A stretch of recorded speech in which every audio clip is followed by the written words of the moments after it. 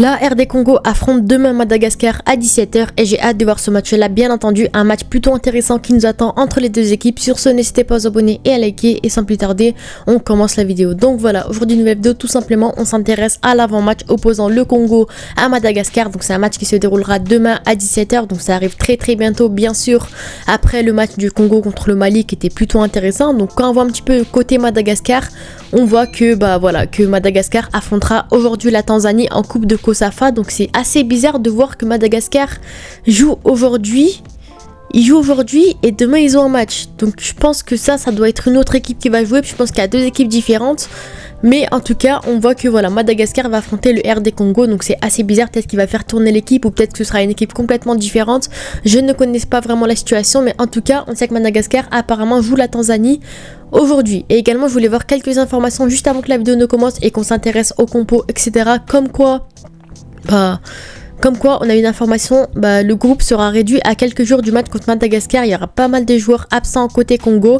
Donc on sait que Axel Tuanzebe et Pouloulou malheureusement étaient absents pour le match contre le Mali et là seront encore absents contre Madagascar. Tuanzebe, défenseur central qui était vraiment très bon avec le Congo mais qui là est absent. Il a été remplacé par Batu Bisinka, on l'a vu contre le Mali. Et Afimiko Pouloulou, un joueur qui fait une énorme saison en Pologne qui malheureusement est également absent pour diverses raisons. Et quelqu'un s'est rajouté à la liste, c'est Théo Bongonda. Donc apparemment lui aussi il est blessé, l'ailier gauche qui était titulaire contre le Mali, il me semble qu'il était sorti sur blessure également, donc malheureusement il ne sera pas présent pour le match contre Madagascar.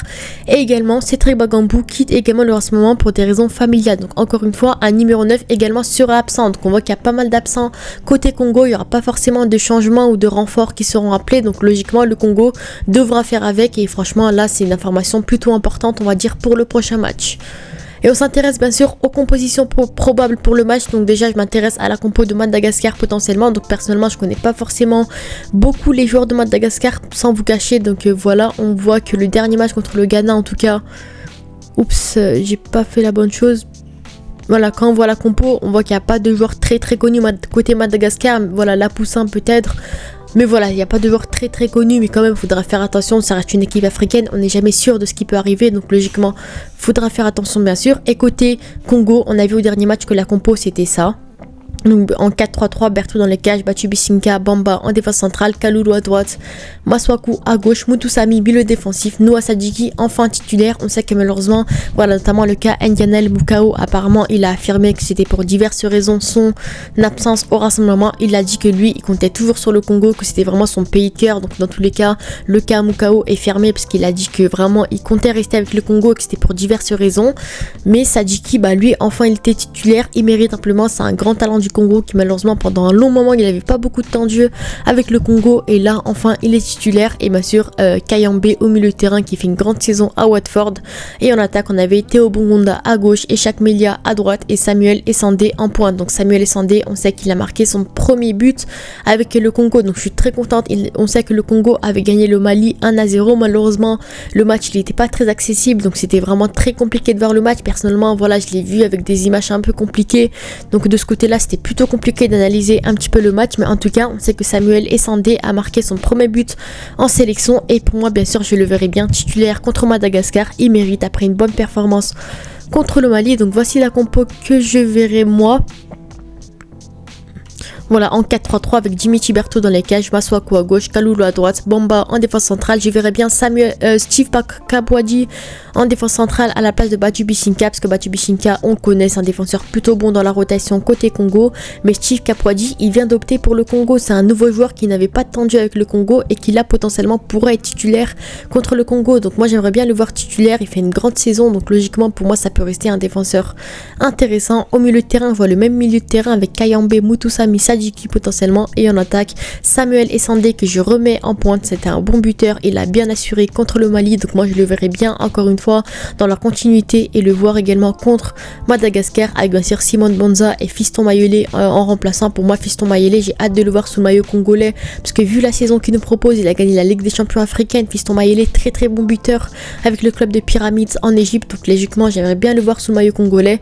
Mais Shakeli à droite et bien sûr Yohan Wissa à gauche. Malheureusement Yohan Wissa, on sait qu'au poste de ailier gauche, il est pas très intéressant au Congo, mais pour moi, il doit vraiment s'habituer. C'est là le poste où vraiment il devra assurer à la prochaine CAN. Donc logiquement, pour moi, le Congo doit s'habituer à jouer avec Yohan Wissa à gauche, parce qu'il fait vraiment une énorme saison à Brentford. Donc moi, franchement, j'ai hâte de le voir, d'avoir beaucoup de temps de jeu avec le Congo et enfin s'imposer au Congo à ce poste là. Donc c'est la compo que j'attendrai forcément du Congo. Côté Madagascar, comme je l'ai dit, j'attends plus une compo défensive, potentiellement avec 5 défenseurs, parce qu'on sait que Madagascar sur le papier, sans manquer de respect à qui que ce soit, on sait que sur le papier ils sont quand même inférieurs au Congo, donc faudra faire attention, mais en tout cas j'ai hâte de voir ça.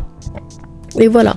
Et au niveau des joueurs à surveiller, côté Congo, moi les joueurs à surveiller, ça reste bien sûr l'attaque avec le numéro 9, donc potentiellement Samuel Essandé qui pour moi pourrait être intéressant au prochain match. Au milieu de terrain, Piquel, on sait qu'il est plutôt bon, donc pourquoi pas le voir sur le terrain, mais en tout cas Noah Sadiki, pour moi ça peut être intéressant parce que ça reste vraiment le futur joueur, le futur milieu de terrain du RD Congo.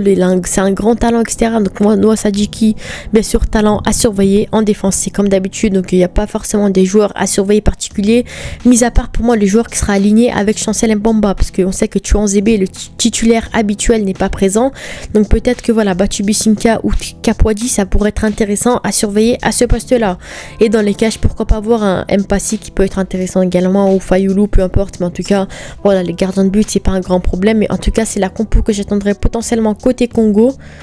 Et voilà, on sait également que Madagascar ne s'est pas qualifié à la CAN, donc ce match-là, ça reste juste un match de bonus gratuit dans l'année, parce qu'on sait que voilà, il y a pas mal d'équipes qui n'ont pas réussi à se qualifier, notamment Madagascar, donc ils vont pas vraiment se donner à fond comme le Congo, je pense, qui eux préparent vraiment la prochaine CAN. Mais voilà, en tout cas c'était juste une petite information pour vous donner un peu mes pronostics.